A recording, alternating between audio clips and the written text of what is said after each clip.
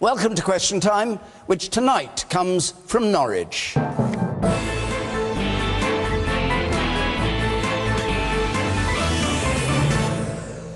And on our panel here tonight, the Conservative Cabinet Minister in charge of International Development, Priti Patel, Labour's Shadow Education Secretary, Angela Rayner, the Liberal Democrats' former Business Secretary, Vince Cable, the joint leader of the Green Party, Jonathan Bartley, and the journalist and Margaret Thatcher's authorised biographer, Charles Moore.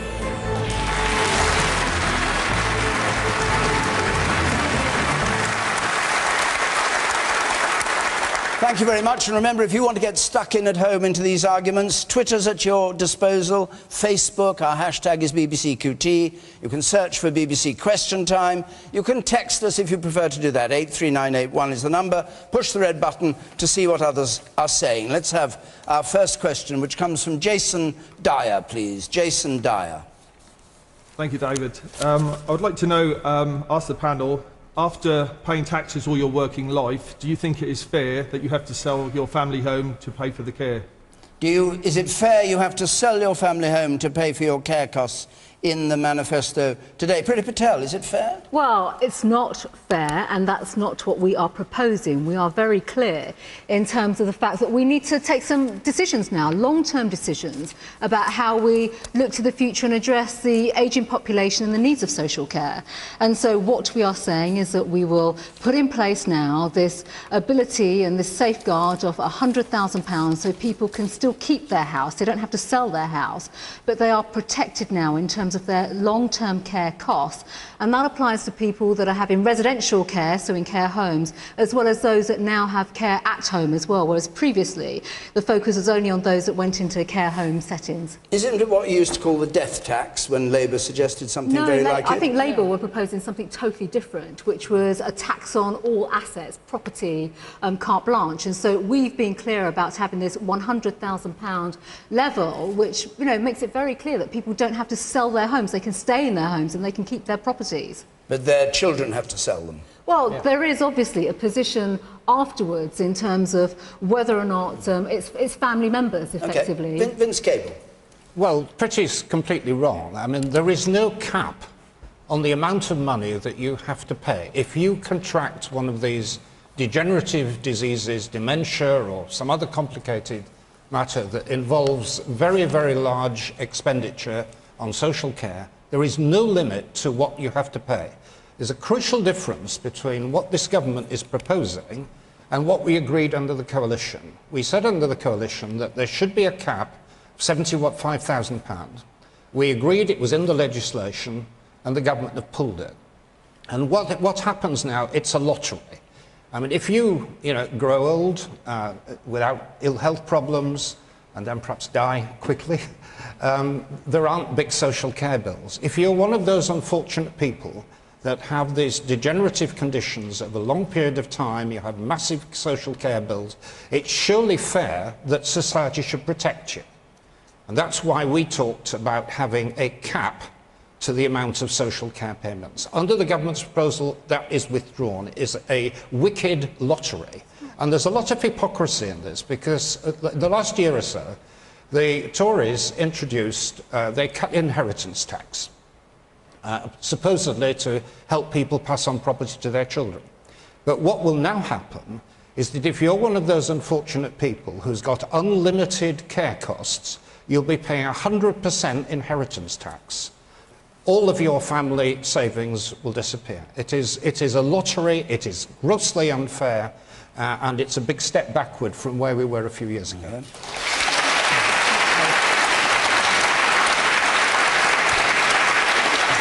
Charles Moore. Well, I'm not sure if the government's proposal is necessarily right, but I actually do think that it's not wrong to have to use your house to help fund your care. And it's particularly true if you're reasonably well off, which obviously a large number of, though by no means all, house owners are. I don't understand why your house has to be treated in a completely separate way from any other possession. It does say, I notice in the Conservative manifesto, it says, one purpose of long-term saving is to cover needs in old age. That is a fair point. It is. And we all ought to think about that. And that is an important thing you have to work out. So I don't really see... You see, if you don't follow that rule, then what happens is that the government is paying out huge care bills to people who actually have quite a lot of money. Because they have these houses. The house might... You know, many people nowadays have a house worth £400,000, that sort of thing. And if that's totally protected and the government has to subsidise them, then that subsidy that's harder to find for people who actually really need it. And I notice one thing the Tories are trying to do in all of this, not just about care, they're trying to focus all type of social help on where need is.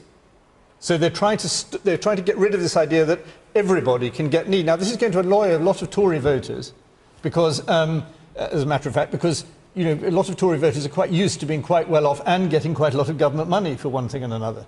And what Mrs May is doing, because she's talking about the just about managing people, is she's trying to focus on them who were historically considered more perhaps Labour voters, and she's thinking they actually going to really need care much more than a lot of the people who get it automatically. So that's the thinking, and I think it's, as a broad point, it's reasonable.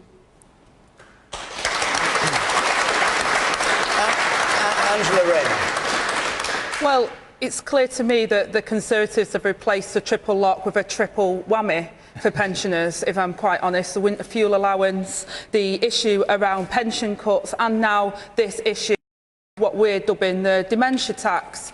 And I'm pretty cross about this. I'm cross about it because before, what led me into Parliament was being a home help and looking after people in their own homes. And they were told, do the right thing all your life. Work hard. They bought their homes in good faith. They saved in their pensions in good faith. And they're having it stolen away from them, whether it's the women born in the 1950s, the WASPy women having their pensions stolen. Now they're saying they're going to take your assets as well in your home. It doesn't have to be like that. It's a disgrace. And it's the actual deprived areas, Charles, that are facing the most significant cuts through council cuts. In my constituency of Ashton-under-Lyne, Oldham and Tameside councillors, half of their budgets cut under the Conservatives, which has affected those very same people they're saying they're trying to help. It's vicious, it's nasty, and it's not the way to run our services. Right, I think the point is here, though, we are protecting people's assets. It is right that people save. You know, we are a country that saves and has worked hard, and people do save and they accumulate their assets.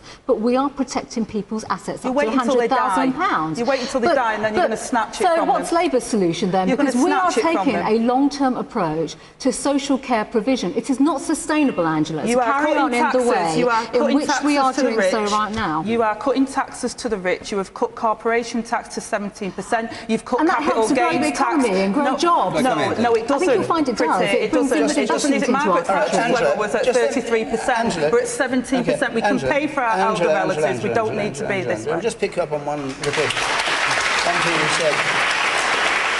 You listed, among other things, the winter fuel payment being abolished. That was in your manifesto in 2015 for the better off, wasn't it? Well, if you look at our manifesto that we've put forward, which is a transformation... in 2015, when you were elected, it said we will stop paying winter fuel payments to the richest. But I'm talking about our manifesto that we're standing on today. And actually, so you've given that up? Well, we're looking at our manifesto now. If you look at the Conservatives' manifesto, they're cutting all of their promises to older people of this country. Whereas our manifesto says we will look after everybody. It's about a choice of what sort of society do you want to live in. Do you want to live in one where they attack the poor, the disabled, the pensioners, or do you want one where they cut corporation tax to the rich? Valuable public money goes to people that actually need this, and that is the purpose of why we're making the changes to winter fuel payments. There's no real point in a system, Angela, in which David Dimbleby and Vince Cable, to mention two people who are slightly getting on in years, can get the winter fuel allowance. No. Why should they? Charles, I mean, it's just ridiculous waste of public money. But when you mean... Angela, I'm going to stop you because you've said well, they're asking me, and I'm saying that when you mean testing, you don't make any savings. I'll come back to you. Jonathan Bartley. I want to answer your question, Jason.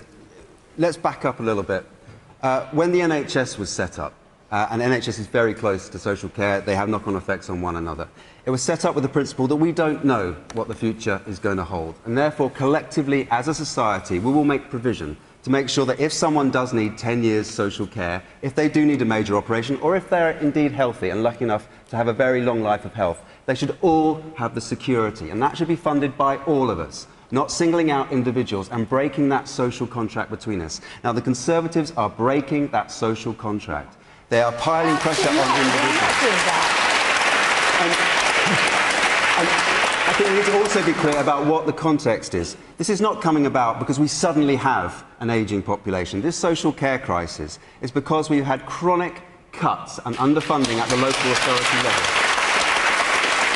37% cuts to local authority, a £4.6 billion deficit in social care. And that is why we are now getting that move. Where would you get the money from? Well, I'll tell you what. I mean, everybody agrees that there's been cutbacks. We could just go back to to reverse what the Conservatives have done since 2010, because we have £122 billion not going into the public purse because of cuts to corporation tax, because of giving tax breaks to the richest 50%. All right, let me hear from some members of the audience. The man in the pink shirt there, then I'll come to you over there. Yes, sir. Hello. I think people may be inclined to agree and accept the rise to £100,000 if the social care was adequate, and it isn't. My father's been ill for 11 years, been bedridden for 4. The social care gets carers coming in. He's had to change them 7 times in the last 2 years because the standards are very low, the staff are turnover, they're unprofessional, he's left in squalor, and they can't save and maintain their own house because they're spending all the bills on the care. So and he's worked all his life. He's paying. Sorry to get it right. He's paying for the care, but you don't think the care isn't good enough because he's got a Parkinson type syndrome. Yeah, he's not entitled to have the care paid. If he had cancer, he'd be fully entitled to have his care paid for. But are you saying that the actual quality of care he gets, which he's paying for, is not adequate? It's not up to standard. I'm a nurse myself. You're a nurse, and that's how I judge and. Okay. What happened, David? And the woman there. I work in the Millennium Library here in Norwich, which is the busiest and very good library in Britain, and we see what the cuts have done every day to the people that are coming into the library, and I feel very strong. I think Angela's absolutely right. The cuts, we've absolutely been cut to the bone. And now Theresa May is attacking the pensions. The pensions actually started at, what was it, 1909? The first pension came out, 7 and 6. People talk about Corbyn's Britain going back to the 1970s. Well, what about the Tories going back to, like, the 1870s? Okay. It's becoming Victorian what's happening in this country. The man in the blue shirt, yes, you say. What I struggle with at the moment is there seems to be an easy win. We all recognise that the NHS, police and everybody need more money. Why hasn't any of the political parties committed to reducing the overseas aid budget, which is about £12 billion a year, even if it's just for a short time? Let's cut that back and let's reinstate it when we've balanced the budget. We may come to that question in a moment. The woman here on the right. To expand on that point, to autocratically give 0.7% of our GDP, and it's a target. There's no focus on where it's being spent. All right, I'll come to that right now. Let's just hold it for a moment. Just stick on the point we were on before. You in the third row, yes. Yep. I want to ask Angela. You talk about how people are encouraged to work hard and save all their lives. Yet there seems to be hypocrisy amongst the Labour Party. A bit like how you're against grammar schools and yet most of the shadow cabinet sends their children to selective or private schools. You just, whilst you may say, oh, you're just going to take away everyone's savings, you instead would take it away in inheritance tax. Surely this is complete hypocrisy and you just want to soak the rich. Well, no, it's not hypocrisy, it's about choices, and what we're saying is this government have made choices where they've slashed corporation tax, slashed the tax for those at the rich, and then they're making pensioners pay for it. Now, I went to a state school, and all my children go to a state school. I want the best for every single child, and that's why I don't believe that grammars are the right thing to do. I'm basing it on the evidence rather than the hypocrisy. Okay, come to you, yes. There's a fundamental point here, and this isn't just about education. This is actually about Labour and the fact that they literally think that they can spend their way when it comes to any big challenge or any big problem that society faces by taxing people. So, you know, if you own it, they'd tax it. You know, if you consume it, they'd tax it. If it walked, there's no doubt about it that they'd tax it. But at the same time, well, it is true. Are you ruling out national insurance contribution rises to the British people? Are you going to rule that out in your manifesto? We did. Has no credibility when it comes to the financial situation. Well, you've read the manifesto. And there's nothing in the manifesto that says you will not increase national insurance contribution. You know, the choice That's what you wanted to do in the last Parliament. Are you going to do that? On June the 8th is about economic credibility so you won't and the answer that leadership question. of You our had country. 16. And 7 years ago, Conservatives in government had to pick up the pieces of the There is a Labour commitment. No, it was a global economic crisis and the deficit has increased. You promised that you'd get rid of the deficit, and now you've said it'll be 2026. Now listen, this is... I'm sorry, there are 5 people on the panel. This is getting ridiculous. You cannot just shout at each other across me and leave out everybody else. It's absurd. Can I just say, in this conversation, you are both talking about taxation, but in a different way. You are talking about taxing people for dementia. You, sir, in the centre. We know where the money is. We've got to go and get it, and it decides where it's going to fall. You in the middle there. No, not you, the man behind you. Yes? Yes, you. Yes. Every time there's a cut mentioned or a saving needs to be made, Labour seem to be against it. Can Labour please tell us how we reduce 1.7 trillion of debt? Yeah. Well,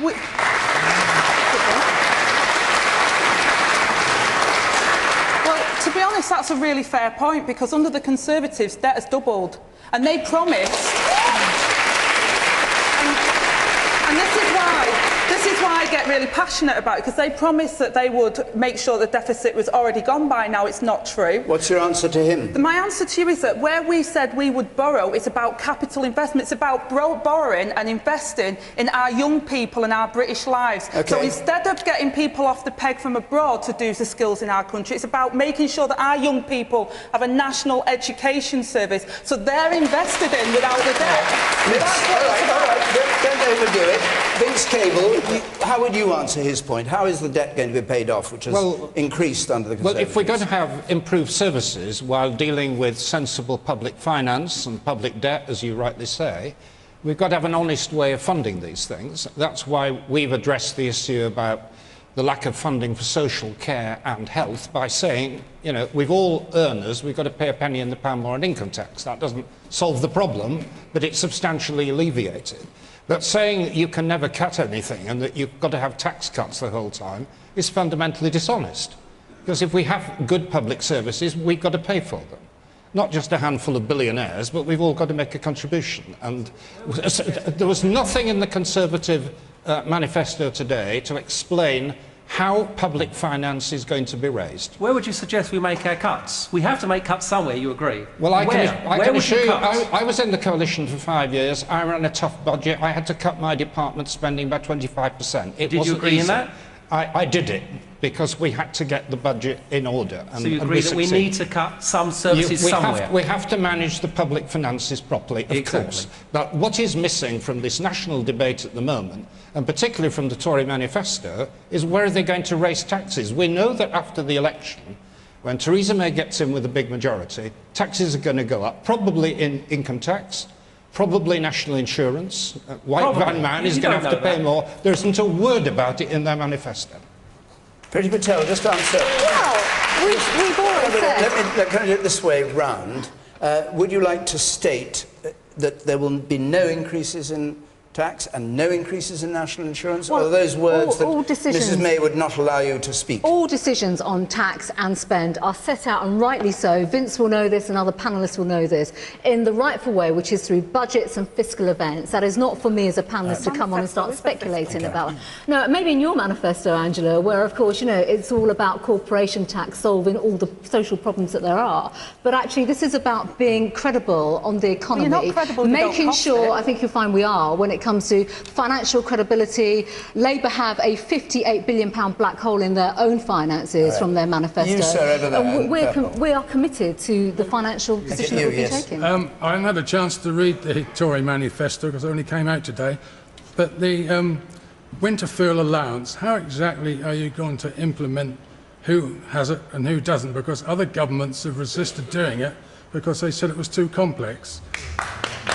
Very brief. It'll be means tested. Currently, there are 12.2 million people that have the winter fuel allowance, the actual payment itself, at great cost. So it will be means tested. Okay, just before we move away to another question, Charles Moore, I introduced you as Mrs. Thatcher's biographer. And I note that the Spectator magazine you write for today says that this is the most left-wing leader of the Tory party in 40 years. Are there things in this Tory manifesto and Theresa May's approach to politics which, in your mind, are completely different, a new direction for the Conservative Party? Or is that just people in one way not, because I think Mrs May is very much expressing the sort of idea of the nation's identity asserting itself in the way that Mrs Thatcher was. That's what Brexit is all about, and that's very much a Thatcher thing. And also she's going for, if you like, the lower middle class, what she calls the just about managing, which were then called the C2s, rather than natural permanent Tory voters. That's very similar, but there is a big difference. And the big difference is that Mrs Thatcher was much more of a preacher of liberty than Mrs May.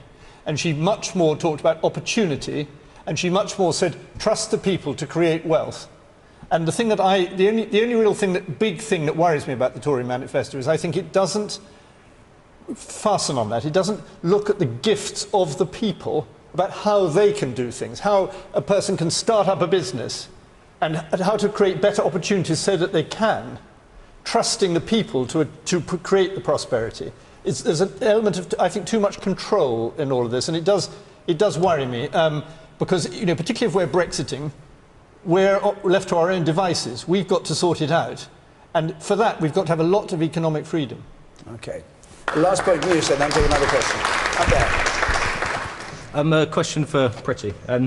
If your economics is stable, why is it that you won't volunteer your manifesto to be judged against Labour's, as has been requested? Well, I don't think Labour's has been judged at all, other than to say that there's a £58 billion black hole, and their commitments are all based on greater tax levels, basically, and more debt and more borrowing. But I think, you know, as I've said, the reality is that when it comes to spending decisions, they will be forthcoming through the fiscal processes that are in place. But I should also make the point, in the manifesto, there are commitments that we've made on education, for example, on housing. You know, finance is money that has been announced effectively during the budget as well. So government has already factored in the spending that will go into those areas. And coming back to the point of social care as well, we have put in an additional £2 billion into social care. And of course, on the point about the winter fuel payments too, that is about making sure, A, it's means tested, but so the rest of that money goes into improving the quality of care, such as the gentleman raised a few minutes ago. Yes, briefly. Just come back to the earlier point as well about why they don't want their manifesto costed, and come back to the earlier point, where can cuts be made? It's because there are huge subsidies that could be cut. £6 billion a year is given to buy-to-let landlords, overheating our housing market. There's going to be £110 billion going into Trident nuclear weapons, which we don't need to spend.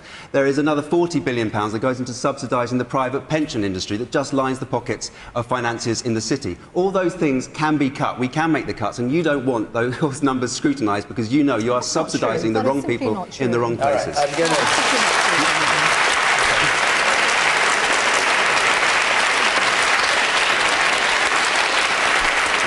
We'll go on to another question.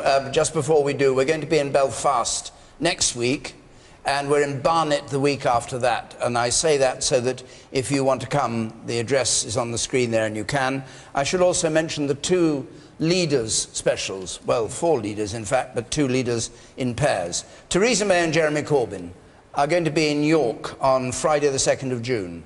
They're not appearing together, they're appearing one after the other. And then Nicola Sturgeon and Tim Farron on the 4th of June in Edinburgh on Sunday. So if you want to come, that's Belfast, Barnet, York, Edinburgh. Rich feasts. You can apply. I'll give the details again at the end. And I think we'll go on to another question. I will come back to the issue, if I have time, about foreign aid, but let's take this question from Emily Petch, please. Emily. Is Jeremy Corbyn credible enough to lead Brexit negotiations?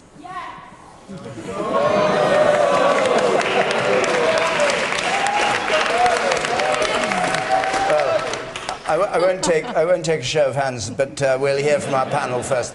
Vince Cable. Well, I think the simple answer is no. I'm not wanting to get into a sort of general review of Jeremy Corbyn's political history, but, you know, the simple truth of the matter is that on the particular issue of Brexit, he and Theresa May in the same place. I mean, they have both voted for what we call a hard Brexit or an extreme Brexit or a UKIP-type Brexit, which isn't just leaving the European Union, which the public have voted for, but also involves taking it out of the single market, involves taking it out of the customs union, which is fundamental to our manufacturing industries, which will sever a lot of the very close scientific relationships we have. Our university in Norwich here is a typical example of an institution that will be very badly damaged. So that, you know, his responsibility is just as much as the Prime Minister in taking the country in a very damaging and dangerous direction. I mean, I accept, and my party accepts, that the public have voted and the process is being started. But there is a fundamental question now about which type of Brexit we pursue. And I'm afraid that Jeremy Corbyn has lost the plot here and lost the loyalty of a lot of his own people, because he's taking us down the same direction as the UKIP-inspired Conservative government. All right. The difference between him and Theresa May's negotiating position, if either was in charge? Well, it's not clear what Jeremy Corbyn's negotiating position is. I mean, beyond the same as the government. I mean, the problem is we now have as a country is that what happens next isn't really in our hands. I mean, the British government's made its pitch. We're pursuing this hard, extreme Brexit option. We've now got to wait for what the European Union countries offer us.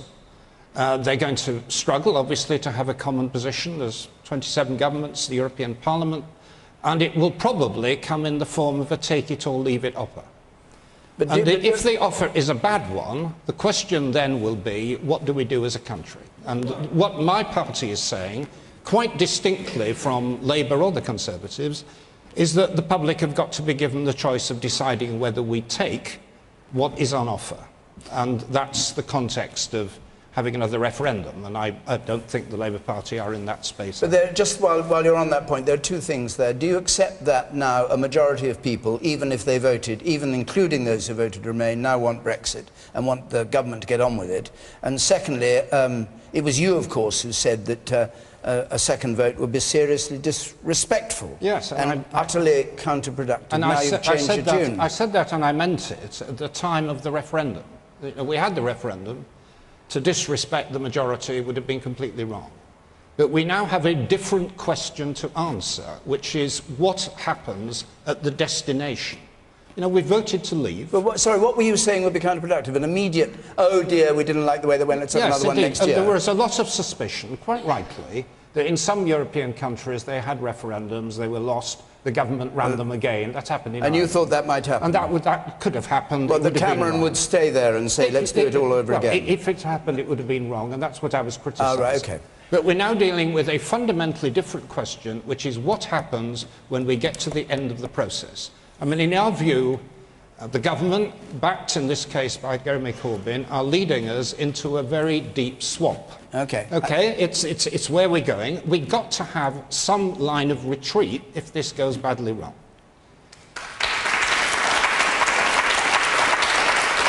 Angela Rayner. Well, I think Jeremy Corbyn has been really clear, and the Labour Party position is clear, is that we respect the votes of the referendum, but actually our first principle is to put British jobs and our economy first, whereas Theresa May is dog whistling for UKIP votes and is saying that we'll put immigration first, yet she's failed to meet her targets time and time again on immigration. Actually, we want a Brexit deal that will ensure that all parts of the UK can prosper and do well, and our manifesto sets out how we were going to grow Britain and ensure that our children have the skills for the future and not saddled with with lots of debt, and that we build more social housing, and that we build an NHS and a social care system that will give people dignity and respect. The Conservatives are not offering that. I read pages 28 and 9 of this under immigration for Labour. There's no mention of cutting immigration at all. We say the freedom of movement would end, and actually what we believe in is by making sure that employers can't undercut the wages in the UK, which the Conservatives have allowed to happen for over 7 years in power. We believe that actually some of the practices that people are feared of around immigration will end because of we will make sure that British skilled workers can get those jobs. We don't have those skills at the moment. They've cut bursaries for our NHS nurses. Do you want as a policy to see fewer immigrants coming to the UK or not? We want to see a UK economy that puts our jobs and our workers first. That's what we've said. Now, immigration, and we've made no bones about that, immigration has been positive for the UK, but in some areas,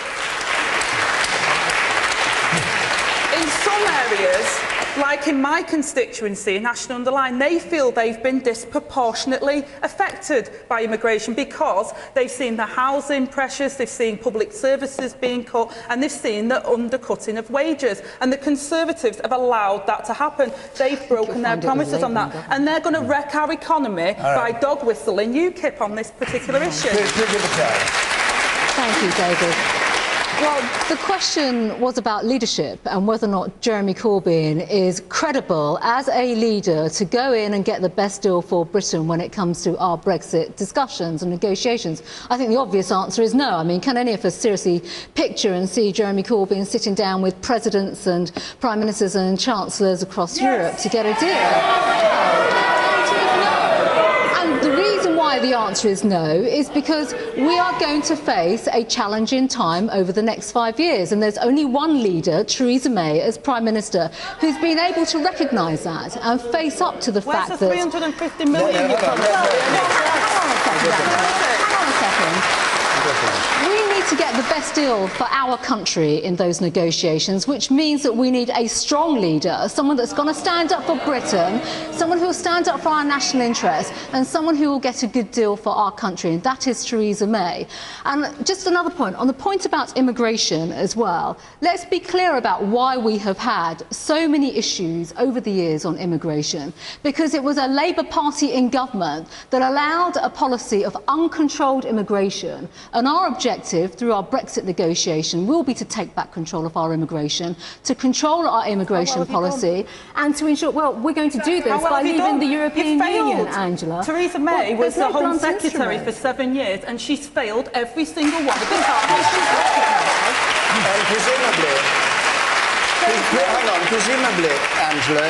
Presumably, Angela, you approve of her failure.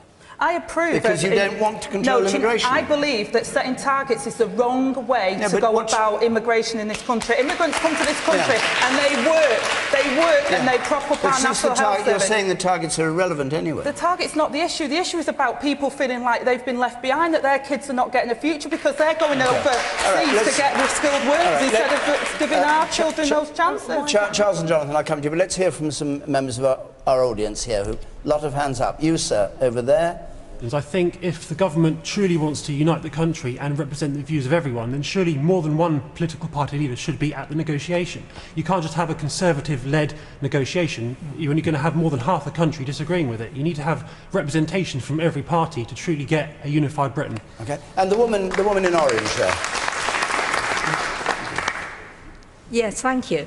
The panel seems to be very concerned with immigration and everyone's opinion on it. This county would collapse without not necessarily skilled workers, but workers of all sorts that come in from the Eastern European bloc. And the man behind you, yes, in the third row from that, you. Can we not forget that Jeremy Corbyn won 2 leadership elections in his own party? Theresa May won by default. So Jeremy Corbyn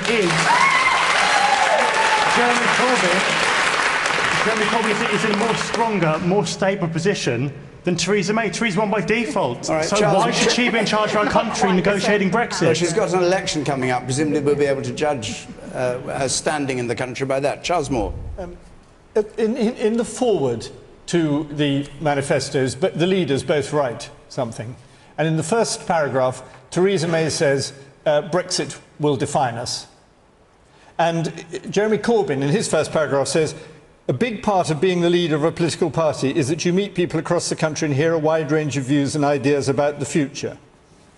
Now, it seems to me that one of those sentences is focusing on what it is to be a leader and the other is not. And I'm afraid it is very clear. I actually covered the 1983 election, and I went round with Margaret Thatcher and with Michael Foot, the then Labour leader, and I saw how they behaved. And Mr Foot was a dear, kindly man, and I think that's true of Jeremy Corbyn, but it was absolutely blatantly obvious that he couldn't run the country. Completely and utterly so. And it was blatantly obvious that whether you liked Mrs Thatcher or not, she could. And the voters could completely see that. And a particular point, the questioner put the point there about Jeremy Corbyn being elected. There is such a fantastic difference between being chosen by your party and being chosen by the country. And Michael Foot went to enormous rallies where he was cheered to the echo. You know, I remember in Plymouth, thousands of people cheering and yelling, and he made a brilliant speech. No use, makes no difference. What they have to persuade is the people who are not persuaded. And Mr Corbyn is an absolute classic preacher to the converted. He can't reach out beyond that, and he won't, and he'll lose. Jonathan Bartley. Coming back to the question again, Emily, this is what the general election is about, in part at least. It is about who has the mandate to go and take forward these negotiations.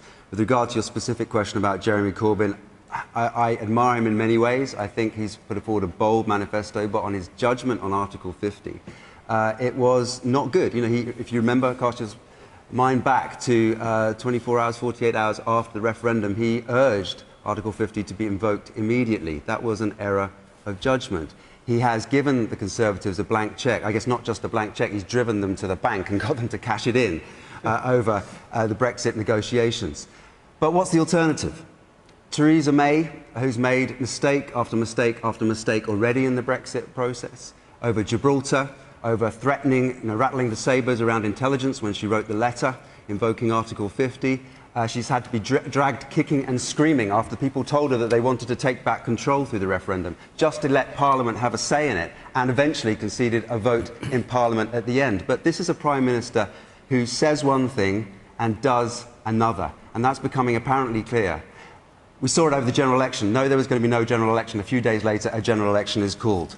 She swears that she's going to stand up for the marginalised and then freezes welfare benefits. She condemns the evils of child trafficking. Where's she going to go wrong in negotiating Brexit? And then puts up Where's walls. she going to go wrong in negotiating Brexit? I think it's already clear that she's made an error of judgment. I think she isn't keeping her options open. I do agree with Vince on this about a ratification referendum. If she's conceded the principle that Parliament should have a vote on the final terms, then why not trust the British people to have that say as well? All right. Emily Petch, let me just come back to you. Emily, what do you make of this? What's your view about Jeremy Corbyn and Brexit? I think that Corbyn is an incredibly passionate leader. You know what you're going to get with Corbyn, whereas May, there's always a bit of ambiguity, I guess. I think personally, I'll be voting for Corbyn because I know what he stands for. He's passionate about his beliefs. I feel like as a student, he cares more about kind of the marginalised in this country. So when you say, is he credible enough, your answer would be yes? Yes, definitely.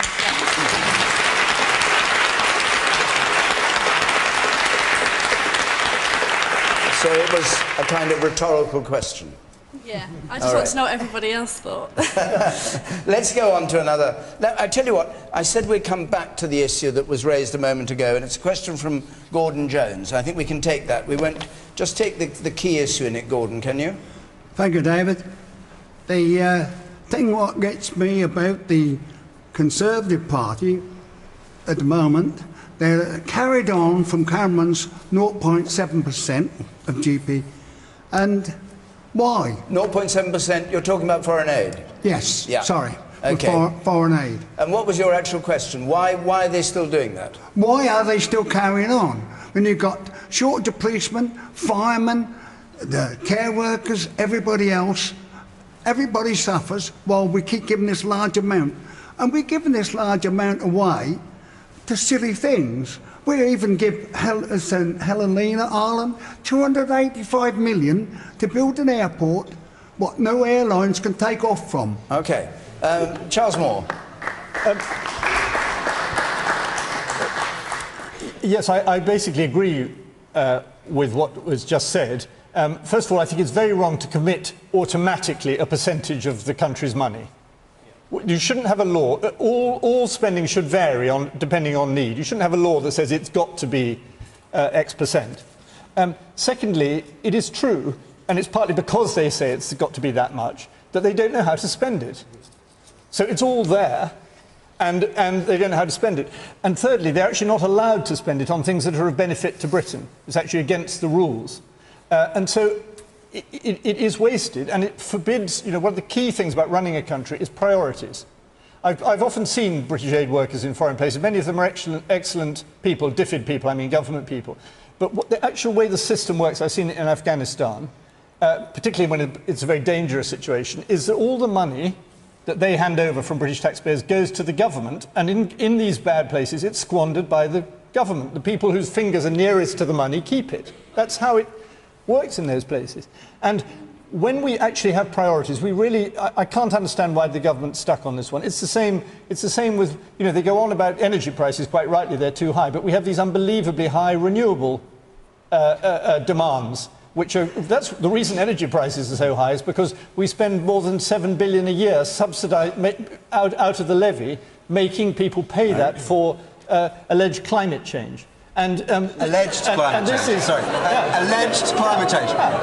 You're a climate change sceptic or an outright denier? No, I'm a sceptic. A sceptic. Yeah. Okay. And what evidence is it that you don't believe? I'm very happy to have the climate change debate, but shall I finish your point and then I'll bring Jonathan in? If you're trying to help the people who are just about managing, which I very much support Mrs May in doing, really work that out. Really think about that. And if that's so, you would not be putting up energy bills with renewables levies, and you would not be spending all this money on foreign aid. Okay. So, Jonathan Bartley, I will come to you. Jonathan Bartley. Another subsidy we could cut is the £30 billion Hinkley subsidy, which is ridiculous. Are you in favour of 13 billion foreign aid? I am absolutely in favour of 13 billion foreign aid, and we would put it up unequivocally and proud of it.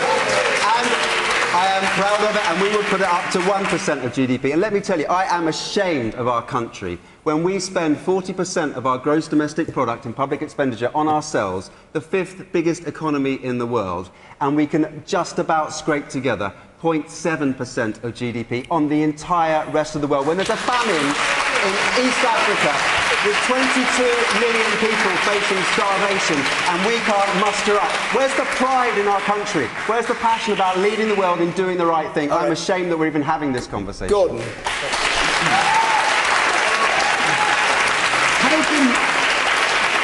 You can shout about it if you know where the money's doing good.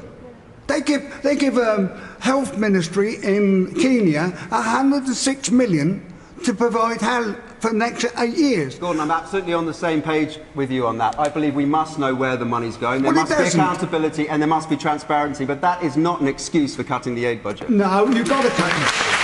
You've got to cut it. OK, Gordon, let me come back to the panel. Vince Cable, I'll come to you, Priti, obviously, because you're in charge of all this budget. I think there are two honest and credible ways of dealing with the aid issue. One is to have the target and meet it. And I have to say, I had many disagreements with David Cameron, but he deserves a lot of credit for having done this. He got a lot of flack from his own people and from the right-wing press, but he stuck at it, and he deserves credit. It seems that the other honest way of dealing with it is the way that you and several other people of the audience have said quite outright, we don't want foreign aid, we want to spend it here. I don't agree with that, but at least it's honest. But what appears in the Conservative manifesto today, something that is grossly dishonest, what they're saying is let's keep the aid target, but fiddle it and redefine it so that it isn't really aid at all. And that, I'm afraid, is going to bring the whole thing into gross disrepute. What do you mean by that? Well, they want to change the definition of aid so that it isn't actually aid to developing countries in a way that everybody recognises, but is hiding other forms of British public spending. And that is not reputable. That is not a sensible way of dealing with it. If we have an aid programme and we're committed to it, we should deliver it. And if we want out of it, we should do what other people are saying and cut it. Trying to hide stuff is not... Well, we're not is trying to hide stuff, Vince. So let me be why very... are you trying to redefine well, let me be very clear about this. You wanted to abolish the department, didn't you, We are yourself? proud as a government of our 0.7% commitment, and it helps us stand tall in the world. We are the 5th largest economy in the world, and I think actually when we look at the good that we do through international development, no one can doubt we are saving lives and changing lives in unprecedented ways. And I've had the privilege of going to some of the most harrowing places in the world. Jonathan mentioned the East African famine. I've been to South Sudan, I've been to Somalia, where people are dying. And so £20 of UK aid will provide food, water and shelter for a family for over a month. And that helps us stand tall in the world. And we should all be proud of that in terms of how we're spending money. But there is more that we can do in terms of the how we spend that money, where it goes, and following the money to ensure that it goes to the world's poorest to get the development outcomes that, we need to see. We have seen plenty of cases over the years of aid that has not gone to the right causes, the right people, or even driven outcomes and development outcomes or alleviated poverty. And that is my job, through not just our manifesto, but through the 9 months that I've spent in DFID so far, in tracking down, following the money and ensuring that we spend that money so that it's in our national interest, so whether it's on diseases, whether it's on famine, to keep us safe here.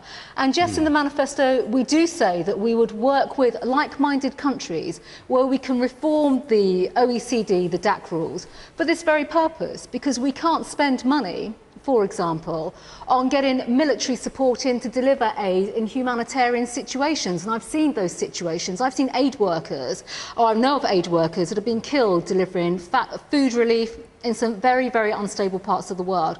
We believe that we can change that situation by, yes, spending more with the MOD to get equipment in, but also to get life-saving aid in as well, into some very, very difficult parts of the world. And I think actually, Britain post-Brexit, this helps us not only stand tall in the world, but it gives us great influence with other countries as well. There's an interesting thing, because Gordon complains about the shortage of nurses and doctors and all the rest of it. You're spending 13 billion or so, a bit more on foreign aid. The pledge is to increase the NHS by 8 billion over the next Parliament, yes? That's about 30 million a week. You told us there'd be 350 million a week. Well, we have to, I think, and you've only managed to get, you've only managed to get 30, so does that raise a question about whether the foreign aid is justified? Well, I've already made the case for why we what spend happened what to we your do. promise that we get 350 We've got to leave the million European a week? Union, first of all, to actually take back control of the money that we do give to Europe. And we will then get the 350. You've seen in the manifesto what we will do with that money today as well. We will put that into a fund where that money will go back to the UK, and so that we can spend that money in the UK in a way in which, not only secures jobs in this country, but actually leads to greater investment in this country. So just before we leave, will the NHS still get the 350 million a week that you stood in front of brandishing? £8 billion, yes, on top of the 10 billion that's already going into the NHS, on top of the 11 billion that's gone into mental health as well. So in terms of funding for the NHS, we are absolutely committed to not just securing funding, but investing in the future. So we have to forget the 350 story. Angela Rayner. Well, you're plugging the holes of the money that you've siphoned out of our public services at best. But to be fair, I will agree with Priti on the issue around the 0.7%. She's absolutely right, and she's changed her tune because she didn't want to get rid of her department, as David did say. But Gordon has a point. He has a point about where we spend that money. And what Priti was saying earlier, for example, we're spending money on giving aid to Yemen, yet we're selling arms to Saudi Arabia, who are causing the crisis in Yemen. So we need to look at that.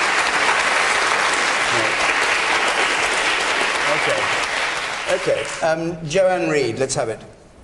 Should tuition fees be free for all students? Should tuition fees be free for all students, which is Labour policy? Angela Rayner. Yes, I think they should be.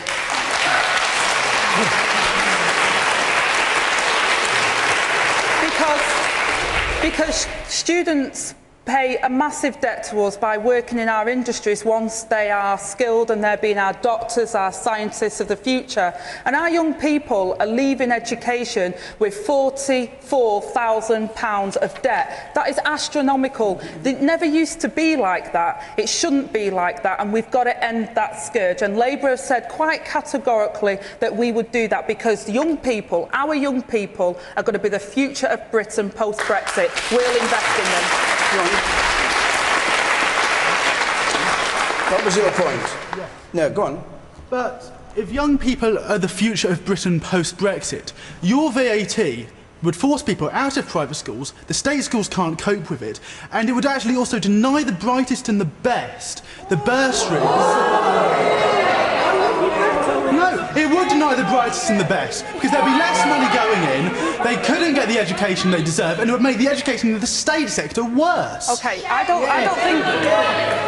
Can I just say that I don't think it will. I think the bursary, the VAT levy on schools is about schools paying the right amount of VAT, which they currently don't have to pay. It's a state subsidy to private schools. I think when you've got choices to make, I believe that actually putting that money into the 95% rather than the 5% is the right option. But that's subsidy, not the right option.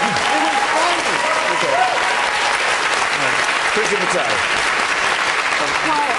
I think the perennial question here is, you know, with Labour again, how are they going to pay for this? Because the reality is, when it comes to tuition fees, making it free for everyone is simply not sustainable. It is not financially credible at all. And actually, you'd be supporting, you know, children from pretty well-off backgrounds to go to university. And what we're seeing right now through the tuition fees policy is actually it's giving the support to many of those that could not get access to university education, those from disadvantaged backgrounds, and they're the ones that we should be targeting and supporting to get into university. But that number's gone down. The woman in blue there. Woman in blue on the gangway, yes. I went to university and I ended up with over 30 grand's worth of debt, and I'm not in a job which I graduated for or which I worked hard towards, because of a lot of jobs when you leave university being entry level, so you don't get paid anything or just get your travel costs paid for. So I've ended up in a job that I didn't work hard towards, and I've been there for 6 years because I can't find anything that I've graduated and worked towards. OK.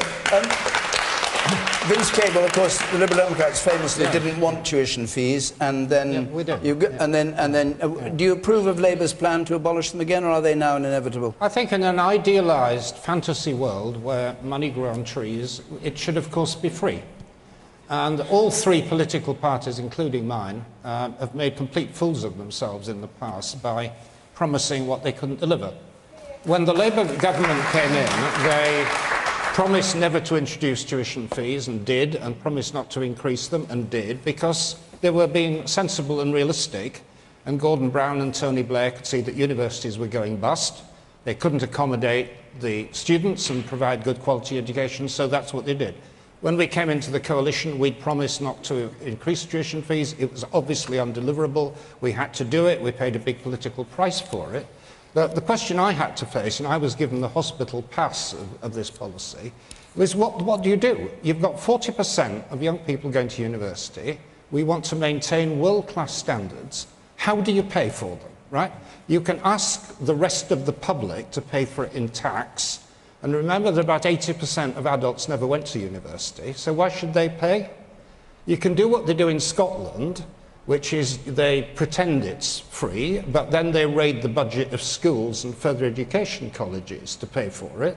Or you can do what we now do, which is to have a kind of graduate tax. That's basically what it is, that people who benefit from higher education, if they get a decent income later in life, they pay progressively according to their income. It's not ideal.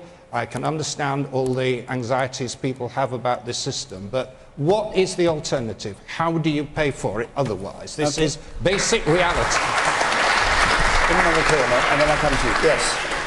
Hopefully this year I'm going to university, and I have friends in my cohort who have not even started the process because they know how much it will cost and they know that they can't afford it. So tuition fees do single out, and it puts a lot of people off. And even though it's defined like Vince Cable defines it as a graduate tax, in other words, you only pay it when you start earning. Yes, because £21,000 is the point where you then start paying. If you earn over £21,000, you then have to pay. A lot of people will earn over £21,000, so they will have to pay it back. But if you pay for tuition fees, if the government does and we don't have to, then the government will know how much they have to spend on tuition fees. At the moment, they don't know. They don't know if 20,000 people are going to not pay, or they will know that they have to pay and not who or who won't pay. Okay, and you in the front here. Scotland, obviously they don't pay for tuition fees going to university. If they're Scottish, the English pay, of course. But from my understanding, there's a lot less places for people to go to university because that government are paying. So if we had free fees, surely there'd be a lot less places in England for students. Charles Moore. This is a very important point that's just been made. Because there are no tuition fees in Scotland for Scots, the serious problem with this is that the universities don't get enough money. This is, the universities themselves mind very much about it. They don't quite like saying it because it sounds as if they're indifferent to the sufferings of students who have to pay the money. But actually, to be world-class universities, they have to get in more money than you can get from government payment. And so what happens in Scotland, and I know this because our son was in a Scottish university and he's English, and he paid the full whack, therefore. But what that means is that the Scottish government, actually Scottish universities rather, want more English students because they get more money. And they want more foreign students because they get more money. And they don't want more Scottish students because they get less money. And so if you think of the ultimate benefit of the education the universities can provide, there have to be higher fees. And that's why it all came about, that it went up to 9,000 when it used to be 3,000 and so on, because otherwise you're just going to get very, very weak university education. So you're against the universal... And nobody benefits. I mean, in the end, you're not learning anything. Jonathan Bartley, we only have a minute left, so... I have to challenge this idea that there's somehow an inevitability about having to bring in tuition fees, Vince. The only inevitability was that you saw the young people and you thought they are an easy target. That's why you went for them. And you broke your promise. It is the big corporations who benefit from the education that is given to graduates. They're the ones who make the excess profits off this education. It's time they gave back. Now, there is enough money around. There's this lie that there is not enough money. The problem is not there isn't enough money. The problem is the money is in the wrong hands. We've had corporation tax cut and cut and cut since 2010, from 27% down to 19%. If we just reverse those corporation tax cuts, and that's not even up to the EU average level, that's not even up to the G7 average level, we'll still be lower than that, we could produce 9 billion a year, rising to 12 billion a year, which would be enough not just to get rid of tuition fees, but to reintroduce a maintenance grant. That's what I want for my daughter who's about to go to university. I don't want our public sector debt taken away from the public sector and put round the necks of our young people. That is not the future that we need. Thank you, Jonathan. There are many hands up. I'm sorry, we have to stop because our time's up, as ever. We're going to be in Belfast next week. We're going to be in Barnet in North London the week after that.